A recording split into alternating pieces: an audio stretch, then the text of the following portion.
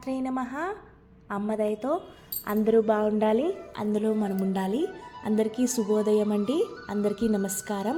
మన లలితమ్మ గురించి 39వ శ్లోకంలో అలాగే 40 శ్లోకంలో ఏం చెప్తున్నారో క్లుప్తంగా తెలుసుకుందాం.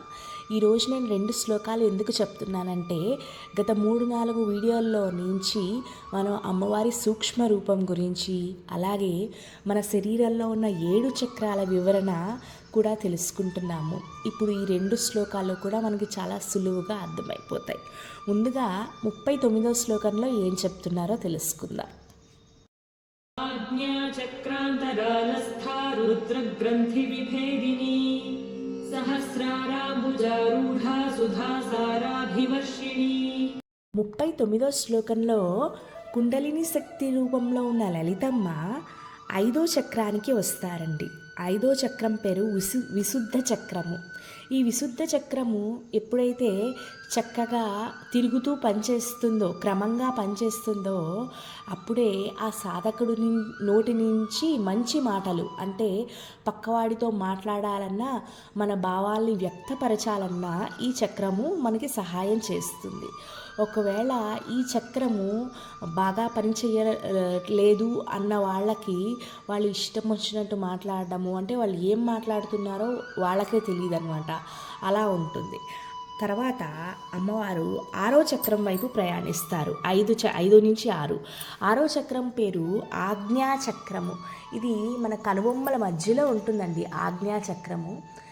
ఈ ఆజ్ఞా చక్రము ఏంటి అంటే మన ఆలోచన, ఒక మనిషి ఎంత మంచిగా ఆలోచిస్తాడు, ఎంత చెడుగా ఆలోచిస్తారు అన్నది ఈ చక్రం బట్టే ఉంటుంది. మన మంచి జ్ఞాపకాలు లేదా చెడు జ్ఞాపకాలు. ఈ 5వ చక్రము విశుద్ధ చక్రము, అలాగే 6వ చక్రము ఆజ్ఞా చక్రము కూడా 5, 6 కూడా ఆ రుద్రుడి, ఆ శివయ్య ఆధీనంలో ఉంటాయి. శివయ్య ఏం చేస్తారు, 5, 6 చక్రాల మధ్యలో ఒక ముడి వేస్తారు. ఎప్పుడైతే లలితమ్మ ఈ 2 చక్రాలని దాటుకుంటూ వెళ్తారో ఆ ముడిని విప్పేస్తారు. అప్పుడు ఆ సాధకుడు అనవసరమైన మాటలు లేకుండా మితంగా ఎంత మాట్లాడాలో అంతే మాట్లాడతారు. అలాగే వాళ్ళకి ఎలాంటి జ్ఞాపకాలు, చెడు జ్ఞాపకాలు, మంచి జ్ఞాపకాలు అలాంటివి ఏమీ ఉండవండి.